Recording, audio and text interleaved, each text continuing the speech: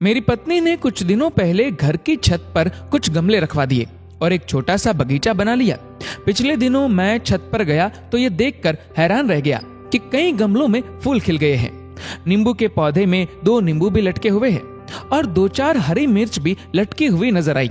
मैंने देखा कि पिछले हफ्ते उसने बांस का जो पौधा गमले में लगाया था, उस गमले को घसीटकर वो दूसरे गमले के पास कर रही थी। मैंने कहा, तुम इस भारी गमले को क्यों घसीट रही हो? पत्नी ने मुझसे कहा कि यहाँ ये बांस का पौधा सूख रहा है, इसे खिसकाकर इस पौधे के पास कर देते हैं। मैं हंस पड़ा और कहा, अरे पौधा सूख रहा है तो खाद डालो, पानी डालो, इसे खिसकाकर किसी और पौधे के पास कर देने से क्या होगा? पत्नी ने मुस्कुराते हुए कहा, ये पौधा यहाँ अकेला है इसलिए मुरझा रहा है, इसे बाकी पौधों के पास कर देंगे तो ये फिर लहलहा उठेगा।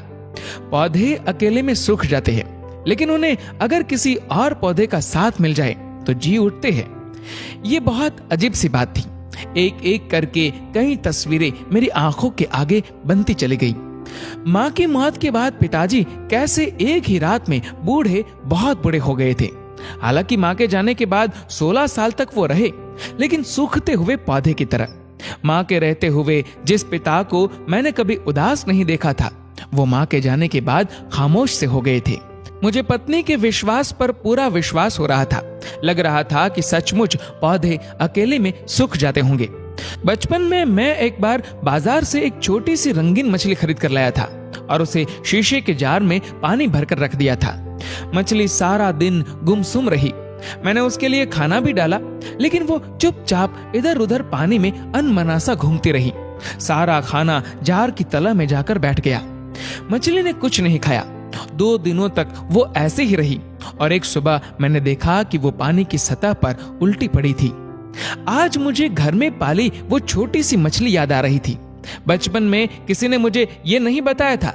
अगर मालूम होता तो कम से कम 2-3 या ढेर सारी मछलियां खरीद लाता और मेरी वो प्यारी मछली यूं तन्हा न मर जाती। बचपन में मैंने माँ से सुना था कि लोग मकान बनवाते समय रोशनी के लिए कमरे में दीपक रखने के लिए दीवार में 2 मोखे बनवाते थे, क्योंकि माँ का कहना था कि बेचारा अकेला मोखा गुमसुम और उदास हो जाता है। मुझे लगता है कि संसार में किसी को अकेलापन पसंद नहीं। इंसान हो या पौधा, हर किसी को किसी न किसी के साथ की जरूरत होती है।